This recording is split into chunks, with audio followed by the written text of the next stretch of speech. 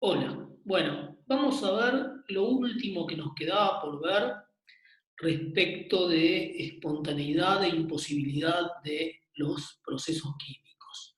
Bueno, entonces para eso vamos a compartir pantalla.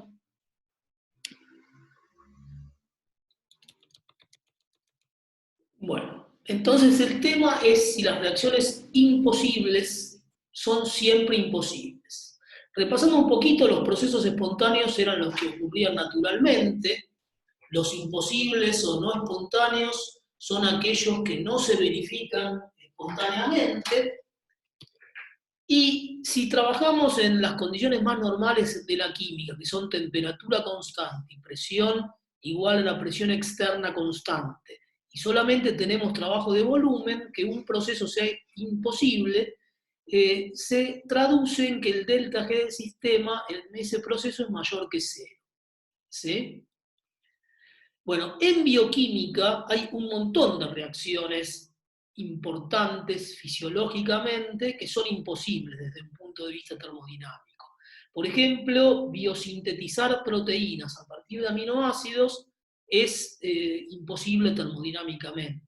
Y en general todas esas reacciones de sintetizar cosas grandes a partir de cosas pequeñas que son termodinámicamente desfavorables se llaman reacciones anabólicas. ¿Sí? Habíamos dicho que variando las condiciones quizá podíamos lograr que algo imposible ocurra. Por ejemplo, el caso del hielo, que se funde a temperaturas mayores que cero, pero cuando la temperatura es menor que 0 grados centígrados no se funde, es un proceso imposible que se funda. Sin embargo, en general, en condiciones bioquímicas, es decir, en procesos en seres vivos, no podemos meternos en un organismo a 900 grados o a menos 400, menos 100 grados centígrados para que ocurra. ¿Sí? Entonces hay una manera muy común de lograr en la naturaleza que una reacción química que es imposible ocurra y es que la acoplemos a otra reacción que sea muy favorable. Por ejemplo, si tenemos X que me da Y, que es imposible, y tenemos otra reacción A que me da B, que es muy favorable termodinámicamente, si yo logro que esas dos cosas ocurran acopladamente, es decir, X más A me dé Y más B, voy a poder lograr que eso sea favorable. ¿Cuándo va a ocurrir eso? Bueno, cuando el delta G1 más el delta G2, que es igual al delta G de la reacción 3, sea menor que 0. Y eso va a ocurrir si el delta G2 es negativo y mayor en valor absoluto que el delta G1. ¿Sí? En ese caso puedo lograr obtener Y a partir de X, que es una cosa que cuando estaba sola no pasaba, era imposible. ¿Sí? En bioquímica, la reacción tipo 2 más común es romper una molécula que se llama ATP, adenosin trifosfato, en otra que se llama ADP, adenosin difosfato, y fosfato. Esa es una reacción que es la fuente de energía por excelencia en bioquímica. ¿Sí? Y hay un montón de reacciones anabólicas, es decir, que son desfavorables termodinámicamente, que ocurren cuando las acoplamos a esa reacción de ahí, que es romper el ATP, el ADP y fosfato. Otro ejemplo, un ejemplo más de la civilización humana y de la industria, es obtener hierro a partir del óxido férrico. ¿Sí? El óxido férrico tiene un delta G0 de formación, si vamos a la tabla, temperatura ambiente a 298, de menos 741 kJ por mol. Eso quiere decir que no se va a descomponer el hierro y oxígeno 2 gaseoso, que son las sustancias, los elementos en su estado más estable en esas condiciones. ¿Sí? Quiere decir que es muy estable a temperatura ambiente. Sin embargo, ya en los orígenes de la civilización, en la edad de hierro, los humanos encontraron una manera de obtener hierro a partir de ese óxido. ¿Y cómo fue?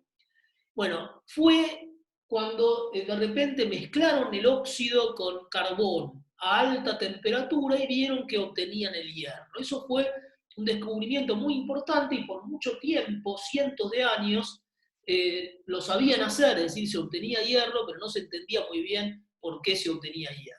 ¿Cómo lo interpretamos a ese fenómeno químicamente. Bueno, es un fenómeno que es complejo, si quieren lo pueden buscar en internet o en los libros, tiene como muchas reacciones involucradas, pero lo podemos simplificar con esa reacción que tienen ahí abajo en la transparencia, que es la reacción de óxido férrico sólido con 3 átomos de carbono sólido, que me da 2 átomos de hierro sólido y 3 moléculas de monóxido de carbono gaseoso. Bueno, esta reacción, si buscamos datos termodinámicos, podemos ver que a 800 grados centígrados tiene un delta G0 que sigue siendo desfavorable, es de 135 más o menos kilojoules por mol, y la formación de monóxido de carbono es favorable a partir de sus elementos, es alrededor de menos 50 kilojoules por mol. Si usamos la ley de Hess y multiplicamos por 3 la segunda, para que me queden los 3 medios de oxígeno que necesito para la primera, y la sumamos, me da un delta G0, que es el delta G01 más el delta G02, que es alrededor de 135 kilojoules por mol, menos 3 por 50, que es menos 150, me queda negativo, me queda menos alrededor de menos 15 kilojoules por mol, y eso significa que en esas condiciones experimentales puedo lograr, acoplando esas dos reacciones, lograr que se forme hierro. ¿Sí?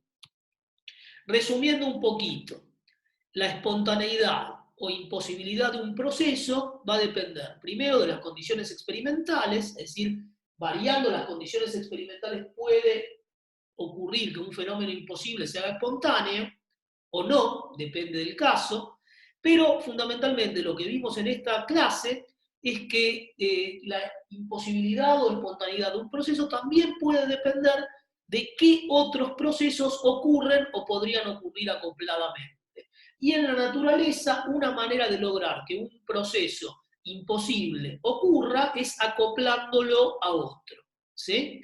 Bueno, con eso terminamos y con eso terminamos ya la unidad 5.